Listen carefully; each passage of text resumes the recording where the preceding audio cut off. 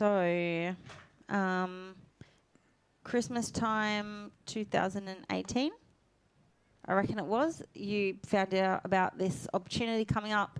You'd talked for a little while about wanting to find another gym, about having a second facility.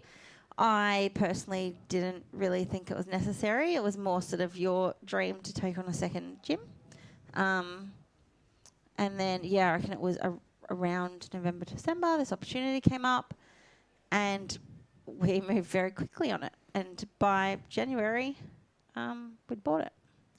I know that was very fast, and I really thank you for going along that journey and being so agreeable and not just agreeable, but also like I feel like I've had so many of these ideas along the years, and like a lot of these ideas you've had to do a lot of the work for. Like liaising with lawyers and having agreements. Yeah, the back end stuff. Yeah, like Yeah, all the stuff yeah, that okay, so Raul's like, I've got this idea and I'll have to be, okay, well, how am I going to make all of this happen?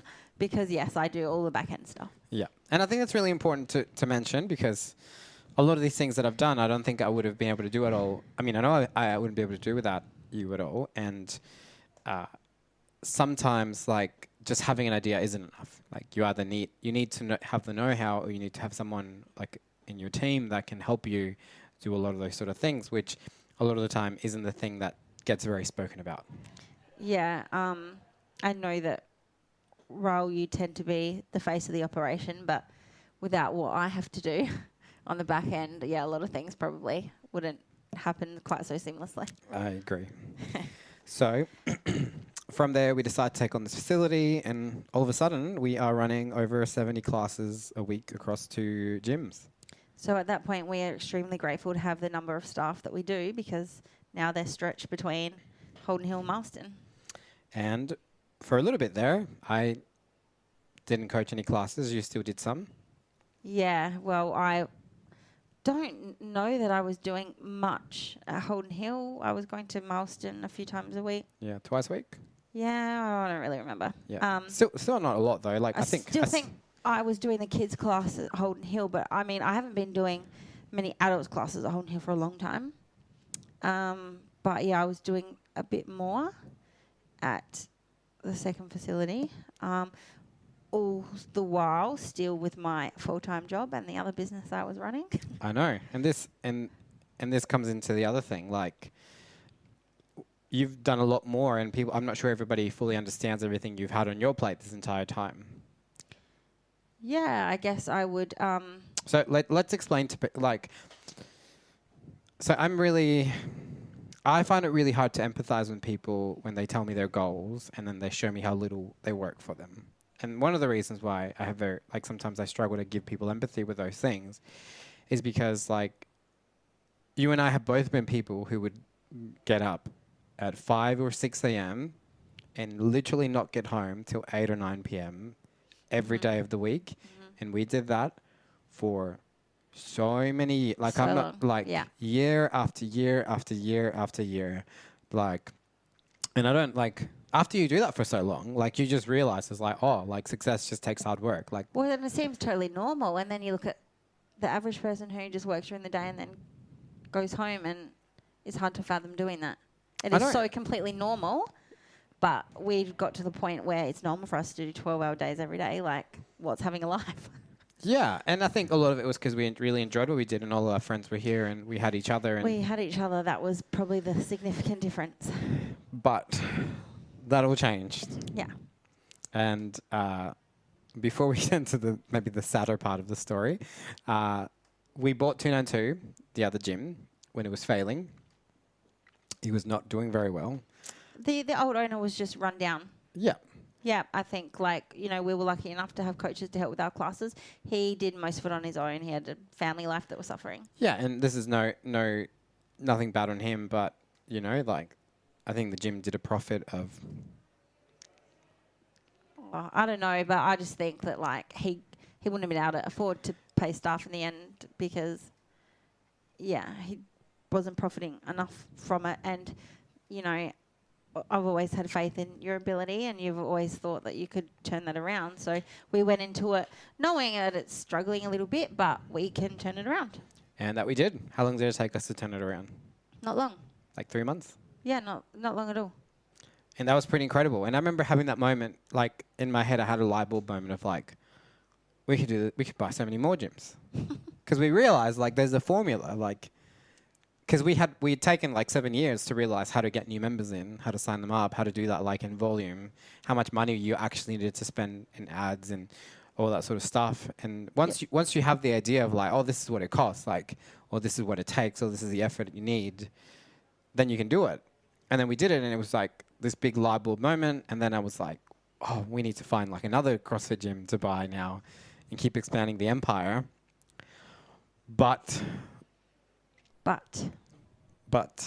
the elephant in the room. What did you find out?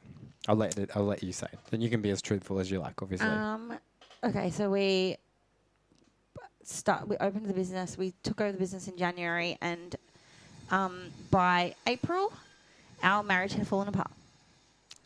What did you find out exactly when our marriage fell apart? I found out that Raul had been unfaithful, and I guess that took its toll on not just our personal life, but our professional life too. It did, and it just probably changed everything, because I don't think people understood that so much of what made this place really great, or like our relationship to the business, was like us. Like it was, it's always been our baby. And we were here even when we didn't have to be. So, and we were here, and if we were here together, it didn't matter because we had fun here and we always wanted to be here. But when life changed for us, that made being here together all day, every day, not quite as desirable as it once was. I know, because for a long time, like our routine, would be, I would come and coach morning classes, then I would go home, I would pick you up, I would take you to work, so we'd have our, coffee together, time in the morning. You'd come here at 5 p.m. after work. We would train together. I would coach. You would run your business from upstairs. Like you'd have like your dress hiring business, and then maybe we'd clean up, and then we'd go home and keep working on the business, or do some other things. Yeah, I mean, business didn't really stop for us. Now, it's been 3.5 years since our relationship finished. Mm-hmm. What are some reflections that you've had about the relationship, I guess, now that it's been over for quite a while, and now that maybe you just are not in a relationship with someone where it is all business, and maybe don't have that sort of like hustle lifestyle that we had together? Well, look, it's totally different, isn't it? Like, the only arguments you and I ever had were over business. Take the element of that away, what's there left to argue about? Really nothing. So, yeah, it's substantially different. Being in a relationship with someone you're in business with to being in a relationship with someone you don't have a business with, very, very different. So we would, you and I would bring our work home together all day, every day, and then argue the point over it. Like I said, it was the only thing we argued about, but gee, it took a toll.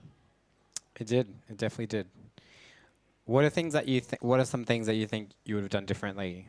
Like, would you do that all I would have that I would have done differently? What kept a better eye on you? No, okay. I don't mean about that. I just mean about the relationship that we had in business. Oh, okay. Yeah, we needed to go home and switch off from the business, absolutely. But the problem with that was the only time we got to talk about it was after hours. I would work full time, and then by the time we saw each other, I'd be like, oh, I haven't seen this person in ages. What's happening with their membership? We've got to look at the membership, or we've got to do this, we've got to do that. And I really struggled to be like, you know what, we don't need to talk about this tonight. You could switch off better than me, for sure. But, that's something I, wish that we were able to, once we walked out of the gym and went home, had our personal life as our personal life. So that, would have been nice to change. I guess we were stretched too thin, I think, when we had the second gym as well. We didn't see each other very much. I remember one of the members saying to me, so when do you spend time together? And I was like, 9:00 at night, like on the weekends, like. And I think because I did do a lot of things wrong that ultimately, I mean, are definitely the reason why we ended up not being in a relationship, but without completely dismissing those things and saying everything is because of this other thing. Like, it's sometimes those little questions that people ask you where you realize you don't have good answers to give that maybe sometimes tell you a lot. And I think that's maybe like a good, valuable lesson for life. Like sometimes those little questions where you realize I don't have an answer for this are the sort of questions that I think sometimes we need to give a lot of importance to. Would you agree? Yeah, absolutely. I mean, what do you think you would have done differently? I think there were several stages in the business. Look, I think I've taken a lot of time to really like do some soul searching after everything that happened.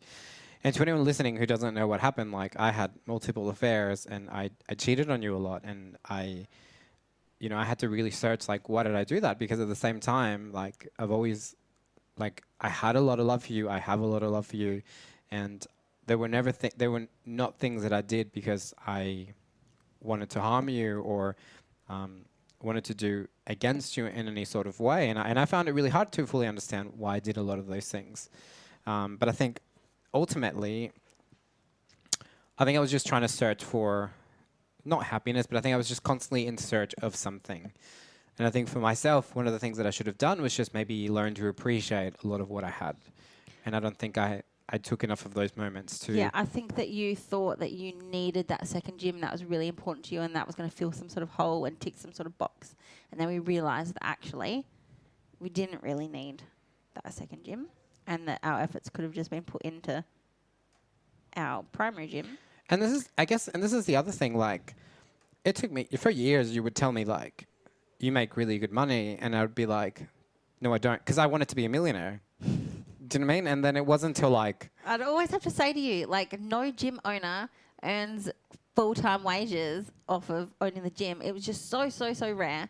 If you want to earn a full-time wage from the gym, like, fuck, you just got to be doing so well. And it just was really rare to have met someone who could pay themselves a full-time wage, pay their staff a wage, the business partner gets a wage. We're all making money. The business is getting equipment. The business is going well, but yeah, you never thought it was enough. I know, and that's what I mean. Like, and I remember getting to that stage where it was like, now I can look back and be like, oh wow, like, I was probably making like 85K a year, not working very much, and no, working a couple of hours a day. Yeah, do you know what I mean? And just being like, no, and having your car and your phone and your everything paid for. Yeah, and like, I think it's just good to have people hear that, because these are the things where you might start. It's one of those things, right? So I heard today a podcast about some parents, and the dad was trying to say, like, he's Marcus Philly. Do you remember him, the CrossFit athlete? He was saying, like, I've realized that I'm really ambitious, and he wants to accomplish all these things, and he like wants to provide for his kids. But he realized one day that his kids are not going to remember the nice house that they live in. They're going to remember their dad spending time with them. Mm-hmm. And I think that's a pretty similar reflection in a lot of these things. Like, when I look back at the things that actually make me happy about the memories that we've had about the gym, it's never the memories of like the fact that we could travel. It's never like the joys of like what we accomplished or how much money we made or all those sort of things. It's always like the fact that we used to train with our friends at 5 p.m. Mm-hmm. It's like the fact that we got to go to people's weddings and birthdays, and it's those connections that actually are the things that you'll always treasure. And like, I know the both of us have been looking at photos the last couple of months, and where it's like, that feeling of like when we get really excited about wanting to launch something, like that feeling's actually priceless. Yeah. I feel like a little bit emotional talking about it. We're going to take a small break, and then we're going to continue for the last part. Where I find out Rolf's cheated on me, we broke up. We break up. We have to keep running this business together. What was that like? It was hard. I mean, it was definitely hard. I'm so torn between like wanting to be strong and not show anyone that it was problematic so that it didn't affect business. But at the same time, you know, I was extremely hateful towards you and anyone else that was involved. I cheated on Lauren with a few members, so I think she's trying to be very diplomatic about that. And there was obviously other members and family and lots of people that knew. And so I was in a really difficult place where I wanted to be sort of bigger than the whole situation and get on with it and still be able to keep this business going. But yeah, fuck, it was hard. Like, it was hard having to come in and be surrounded by it. You know, the place that was once, you know, such a happy place ended up this terrible place that, you know, ruined our marriage to a degree. So yeah, it was hard, but I don't know, I clearly stuck it out 3.5 years later. How do you think you were able to stick it out? I don't know, maybe I'm just incredibly stubborn. Don't let anything bother me too much. I don't know, I'm not very good at showing emotion. I suppose I always put on a pretty strong exterior, I think, most of the time. And I think that people just thought that I was so okay because I don't show that I'm not okay, but, you know, that wasn't necessarily the case. I don't know, like, despite what you'd done, it was impossible still to hate you. You had been my best friend for so long. I don't know, you were still you, and I still cared about you despite what you'd done. It wasn't impossible to be around you. I don't know, yeah, that's a really bizarre thing. It might be hard for people to understand who, you know, if they've been in a similar situation, that could know how that feels. It's probably hard for them to understand. I don't even know if I understand it, but yeah, I don't know. I did it. You did, and you did it for a long time. And you know, at the same time, it left me essentially homeless. But, you know, let's not go into those details. Look, mate, we both ended up homeless during that time. Well, yeah, I think I've got, like, I just was really lucky with the house sitting stuff. So Look, I didn't have a home either. They got kicked out of my parents' house several times during that time. well, yeah. So my house was being knocked over and rebuilt, and we were living with Raul's parents at the time. And then, you know, I vacated there and had to figure it out until my house was built. But, you know, that's a story for another day. So anyway, yeah, we got on with it.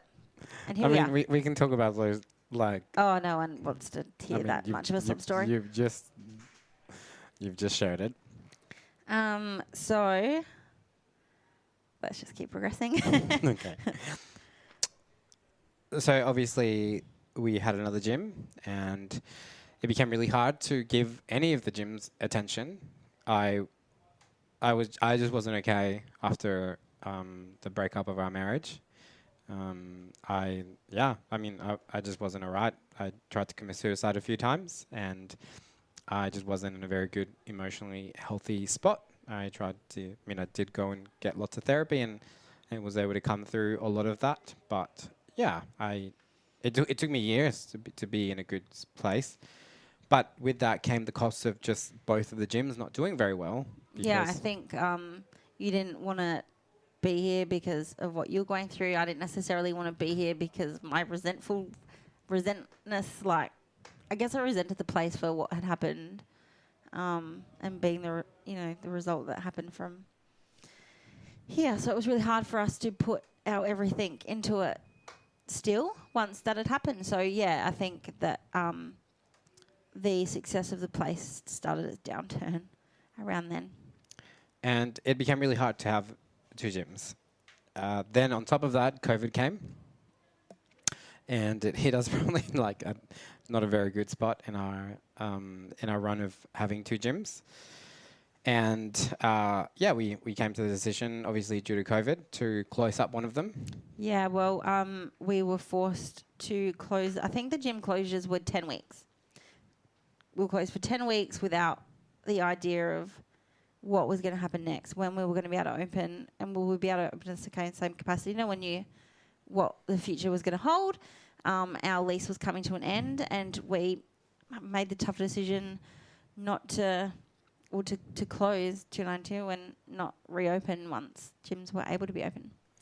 And yeah, that was tough. Like I remember personally just feeling that was a bit of like a failure, and I definitely We certainly expected it to last a bit longer than 18 months or whatever it was. yeah that definitely hit hard emotionally. I think to just know that didn't quite go the way that we wanted it to. But I think it's an important thing in business and in being open and honest about these sort of things. Like not everything that you venture into will quite work the way that you want it to. Sometimes a global pandemic just makes those things a little bit harder. Yes. So we closed 292. We bring all the equipment over to Holden Hill. And, gratefully some of the members from there followed, but it was about a half an hour distance apart. There wasn't a great expectation that people would be able to follow us back over here. But, a small few did, which was really nice. So then all of our efforts went back into Holden Hill again. And we rebranded. We did rebrand. And, at this point, this is, what did I say, almost 18 months after we'd split up, and we were fine. You and I have still been able to get along just fine, and I think that's probably something that people might have been worried about. Members could have been worried about that. But, we've always been fine. Yeah, I mean, I definitely think we've always been fine enough to run the business. I just don't think we've been... I think the struggle that I've had is I think if this was a garden, I think probably 3.5 years ago, I probably stopped really wanting to plant more seeds in it. So I think we've been fine to keep the garden that we've had, but I have always found it hard to want to pour too much more of my energy into this, probably past that point, just because there's lots of mixed emotions around it. Yeah, I think what people probably haven't put much thought into is, we just then had completely separate lives. So we went from being all about the gym together to now leading separate lives and no longer, being able to prioritize the gym like we once did. And that's hard because it's hard to maintain a lot of those relationships.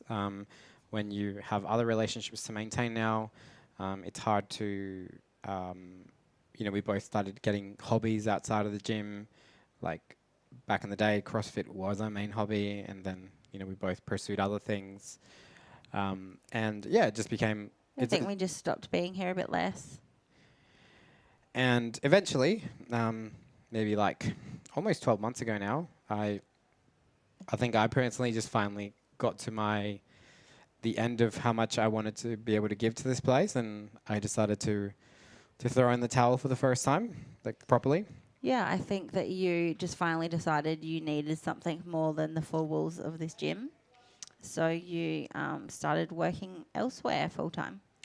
I did, and then that's obviously proved really challenging. And then because I just really struggled to do the same thing all the time, I decided to start an online coaching business. And then that's taken off. And as that started getting a little bit bigger, and also some study that I do outside of that, it all became really hard for me to manage. Yeah, I think I also had wanted to wind down on how much I was doing. I sold my other business that I had, the dress hire business, November last year, and that was also a bit of a weight off the shoulders just to not be working 12 hours a day every day anymore, and just slowing down. I think I needed that too, whereas you kind of stepped it up. You did the opposite. And then you obviously recently got some very nice news.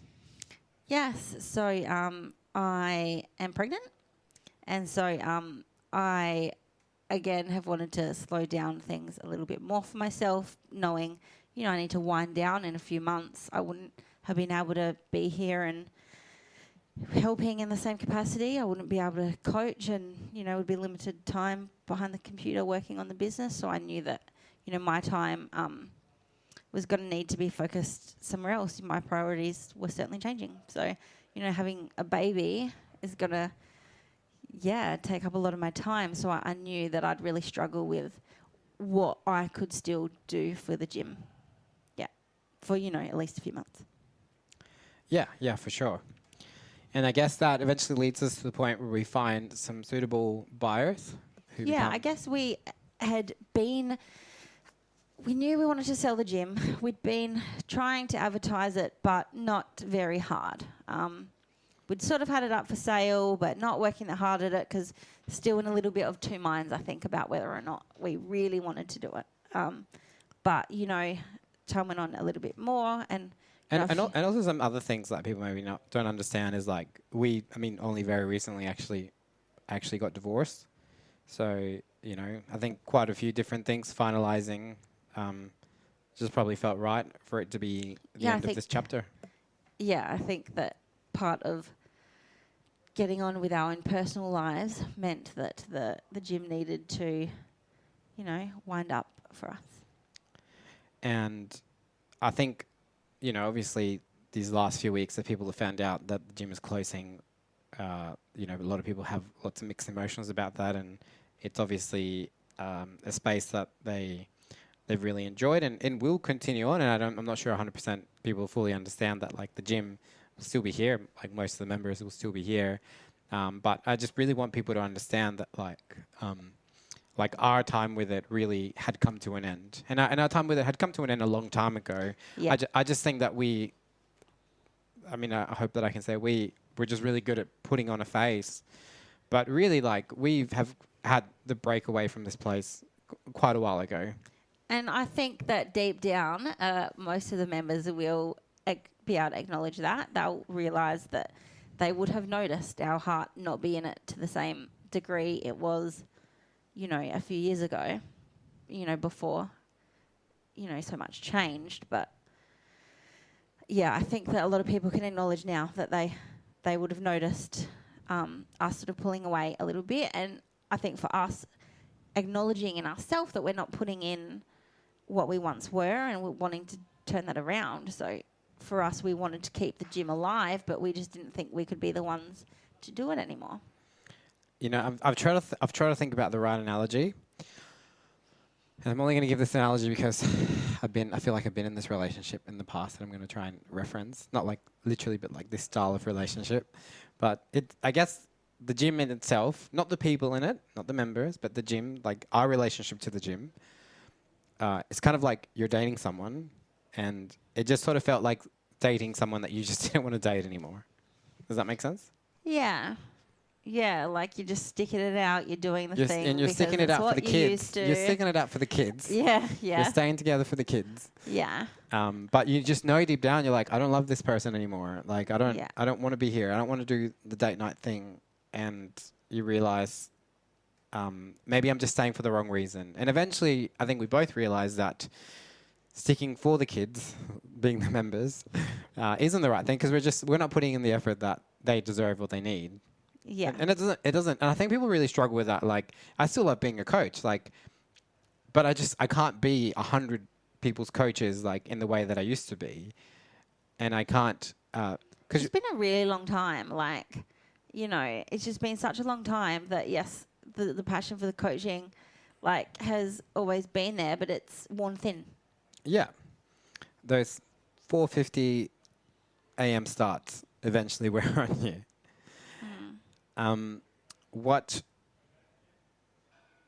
What's one thing that going through everything that we've been through that's been challenging about our relationship? What has that taught you about love that you don't think you would have learned until you've been through something like we've been through? Oh, gee, I don't know. You go first. That was heavy.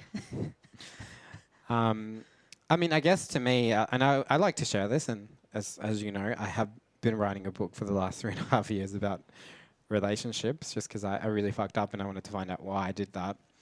I think to me it just taught me what love truly is. So love isn't, like, it's not really love when you can do it when it's easy. Like, I think real love, and not just romantic one, but like true love really oversees all of those things, and it's realizing that you care about someone when they don't give you what you want, or when they no longer just like they can't make you happy anymore, and you still realize like I still really care and value this person. I still want what's best for them. Yeah. Yeah, absolutely. Like that has been a bit of an adjustment, you know, for you and I.